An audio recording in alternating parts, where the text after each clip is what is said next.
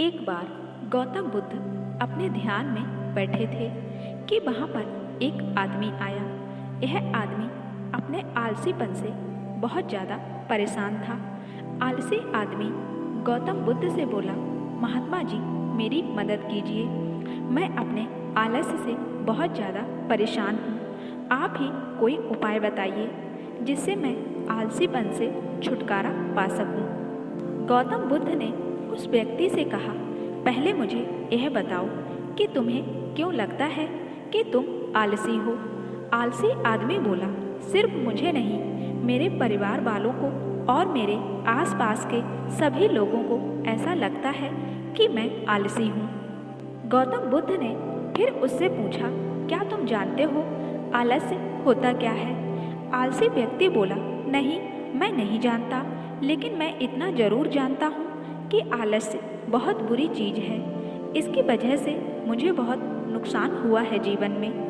गौतम बुद्ध बोले, जिस परेशानी से तुम छुटकारा पाना चाहते हो, पहले उसके बारे में पूरी जानकारी लोगे तो उससे छुटकारा पाना आसान हो जाएगा। आलसी व्यक्ति बोला, भगवान इतनी बुद्धि तो मुझ में नहीं है, आप ही मुझे इस समस्या के बारे में जानकारी दीजिए।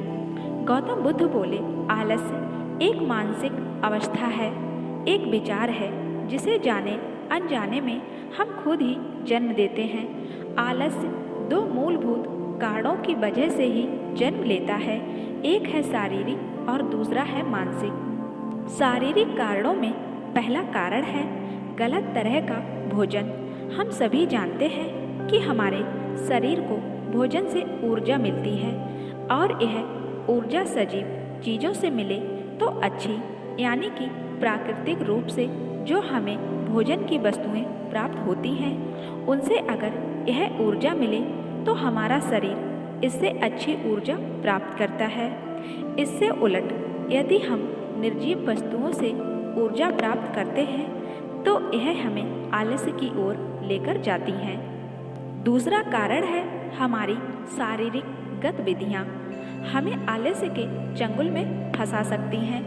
गौतम बुद्ध ने आलसी व्यक्ति को अपने शिष्यों की तरफ इशारा करते हुए कहा कि देखो, इनके चलने फिरने बैठने के तरीकों में तुम्हें कुछ अलग नजर आ रहा है।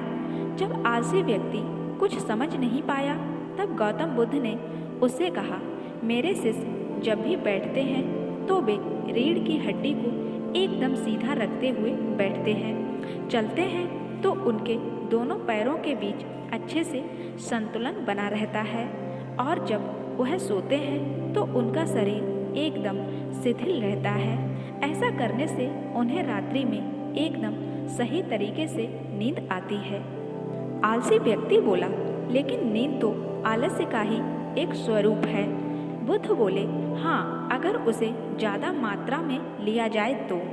बुद्ध ने इस बात को आगे बढ़ाते हुए कहा, नींद कम मात्रा में लोगे तो तुम्हें अगले दिन थकान महसूस होगी और ऐसा करने से ज़्यादा आलस्य शरीर में आएगा। अगर नींद ज़्यादा लोगे तब भी यही परिणाम होगा। इसलिए नींद को ना ज़्यादा ना एकदम कम, सही मात्रा में लेना अति आवश्यक है। आलसी व्यक्ति बोला, हाँ, यह तो मैंने भी अनुभव किया है।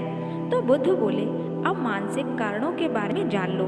मानसिक कारणों में सबसे पहले है हमारी पुरानी गलत धारणाएं। अक्सर ऐसा होता है कि हम पहले जिन कामों में असफल हो चुके हैं, हमारे अंदर ऐसी भावनाएं बन जाती हैं कि हम उस काम में हमेशा असफल होते रहेंगे, जिस वजह से हमें उस काम को करने में आलस आता है। ऐसी धारणाओं से छुटकारा पाने का एकमात्र उपाय यह है कि हमें अपने मन को यह समझाना चाहिए कि पिछली बार हम जब उस काम में असफल हुए थे तो हम उसके बारे में जितना जानते थे, अब हम उस काम के बारे में उससे ज़्यादा जानते हैं, क्योंकि असफल होने के बाद हम उससे काफ़ी कुछ सीखे भी हैं। बुद्ध बोले, दूसरा कारण है आलसी और कामचोर लोगों की संगति। कई बार ऐसा होता है कि हम आलसी नहीं होते, मगर जिनके साथ हम रहते हैं हम उन जैसे बनने लगते हैं। इससे छुटकारा पाने का उपाय बहुत सरल है। कामचोर और आलसी व्यक्तियों से दूर रहो। ऐसे व्यक्तियों की संगत में रहो जो अपने काम को बड़ी लगन से करते हैं और तुम्हें कुछ सिखा पाएं। गौतम बुद्ध ने तीसरा कारण बताते हुए कहा, यह कारण आलस्य के लिए सबसे बड़ा कारण है।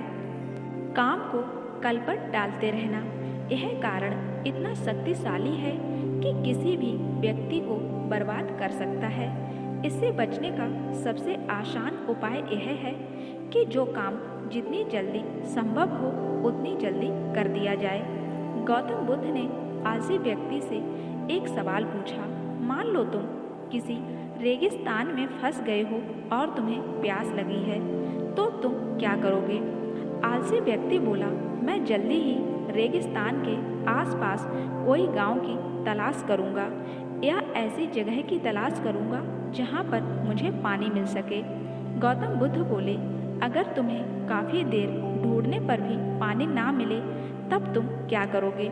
आलसी व्यक्ति बोला, मैं तब भी अपनी तलाश जारी रखूंगा, क्योंकि ऐसी परिस्थिति में मेरे पास कोई और दूसरा विकल्प तो होगा ही नहीं।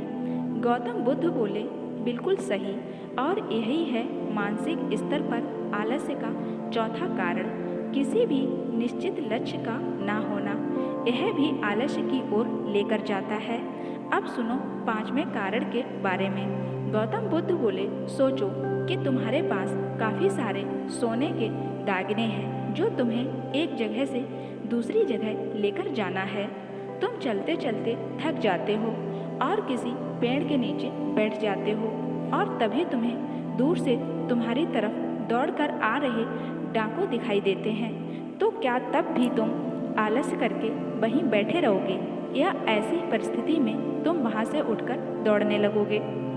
आलसी व्यक्ति बोला, जी मुझे वहां से दौड़ना ही पड़ेगा, नहीं तो मेरी जान और सोने के दागने दोनों खतरे में पड़ जाएंगे।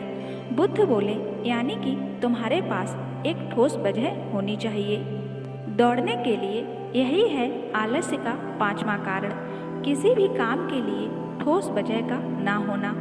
आलसी व्यक्ति महात्मा बुद्ध की बातों से संतुष्ट हुआ। वह बोला, महात्मा जी, मैं अब आलस्य के बारे में सब कुछ जान चुका हूँ और मैं अब इन सभी कारणों पर काम करूँगा और अपने आलस्य को दूर भगा दूँगा।